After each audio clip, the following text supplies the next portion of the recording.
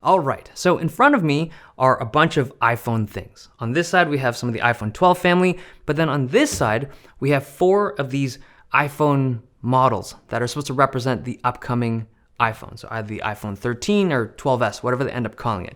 Now, when I got these devices in, my first reaction was they're cool, right? There's some aesthetic differences between the upcoming stuff compared to last year's model, but I didn't want to do a dedicated video on it because the visual differences, as interesting as they are, they're relatively mild, right? But then I saw this report on Bloomberg. Mark Gurman, very reputable Apple leaker, he's stating that Apple's requesting 90 million units of the iPhone 13 to be made. That's a very significant bump up from their regular request. So normally they go for about 75 million, which is a lot of iPhones already, but they are confident. They have the intrinsic belief that they're going to sell a lot more of these new iPhones than they have in the past. Now, there's a couple theories as to why this is happening, right? So I've seen theories of the post-pandemic time period. Maybe people want to buy stuff, right? The retail therapy of buying a new iPhone. Or maybe the whole idea of the second generation of a 5G device from Apple. People might want that. But when I look at the rumored spec list of these new phones, the one feature that jumps out to me is the 120 Hz display on the iPhone 13 Pro and the iPhone 13 Pro Max. So these are rumored to have these 120 Hz OLED panels with LTPO tech. It's pretty interesting stuff, but what makes it really special is that people that are in this ecosystem, like the people that are deeply entrenched in the Apple ecosystem, which is a lot of people, they've never seen a high refresh screen on a phone before. A lot of them, right? Obviously, if you're watching this video, even if you're an iPhone user, you're a tech enthusiast. You've at least heard of a high refresh screen. Maybe you've had the privilege of seeing one, maybe even own one. If you're an Android user, there's a reasonable chance that you have a high refresh screen on your phone because they've been around for years. Or if you're, a gamer, PC gamer, you've seen high refresh screens. But there's a huge chunk of the Apple ecosystem users that have never seen that before. Ever. They may not even heard of it before. And when they see this in a store, when they see a high refresh screen in a store, it's a whole new experience. Like, think of phones and the way that Apple tries to market things and try to sell you things a new product every year. It's hard. They have a crack marketing team. They're amazing at it. But even then, it is a really difficult job to sell you a new iPhone because the differences between the old one and the new one every year, they're subtle. You have to sell it, right? It's got this feature. It's faster. It's got this new color, this new design. There's a whole bunch of things that make new iPhones better to the perceived market, but it's not super obvious. What is obvious is a screen. You see a high refresh screen for the first time, it's like, whoa, that's new. That is a fast phone. That is something that my old phone couldn't do. That's a better phone. Now, I still remember the first time I saw a high refresh panel on a smartphone. It was the Razr phone in 2017, I think. 2017. And it was so weird to see something so fast, so fluid, so responsive in a smartphone. And this is coming from someone that had access to gaming desktops, right? I'd played on high refresh screens or higher refresh screens. But to go from a 60 hertz phone to a 90 hertz phone back in 2017 was quite the experience. And now Apple users, of which I think a large chunk have never seen this type of tech before, they're going to go from 60 hertz to 120 hertz overnight. And they're going to see it in a store, or maybe like they pick up the device, and it's going to be a very compelling reason for them to be interested in this phone. And the other thing, even if they've seen the iPads, like the ProMotion iPads, 120 hertz displays, those are IPS panels. There's ghosting on that stuff, right? OLED panel, 0 millisecond response time.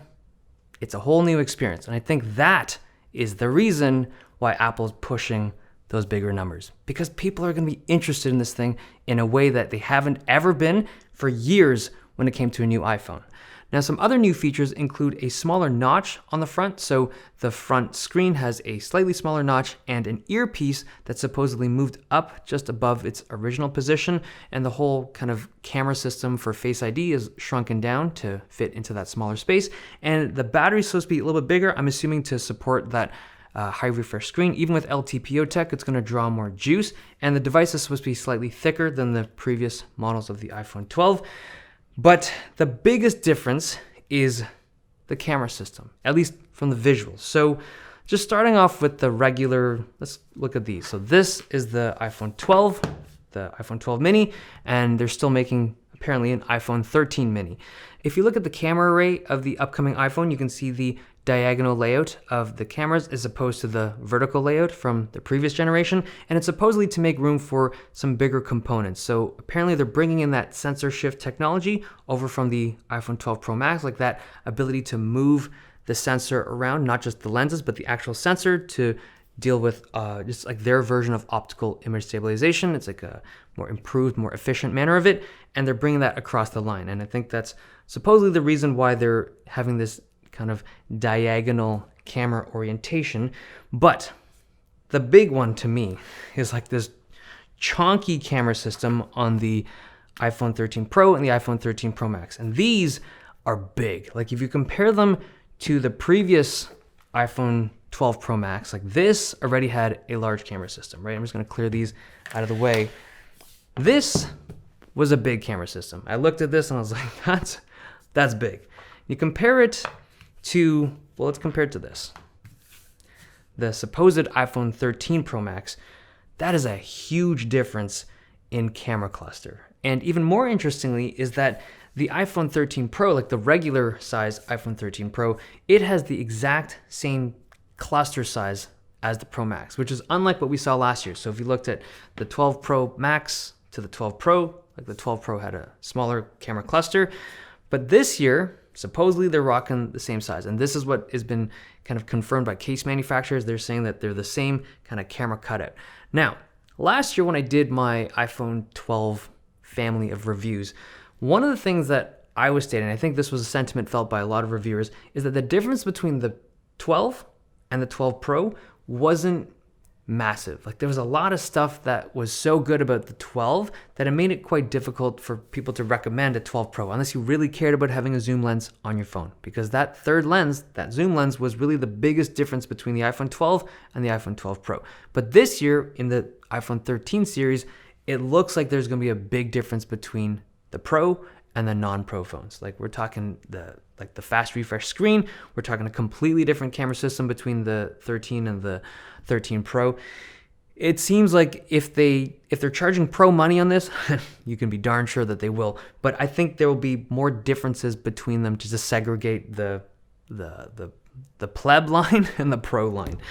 But yeah, so this is what we have to look forward to. A new phone from Apple. Of course it's going to be a new phone from Apple. But yeah, I just want to share this with you, right? I just had some thoughts on this. And my question is, what do you think? Like you see that number, 75 million units normally, and they're bumping it up to 90 million.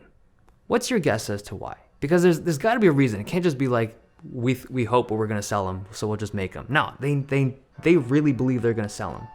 Is that the thing? Is the screen the reason you think that's gonna take it off? All right, that's it. Hope you guys enjoyed this video. Thumbs if you liked it, subs if you loved it. I'll see you guys next time.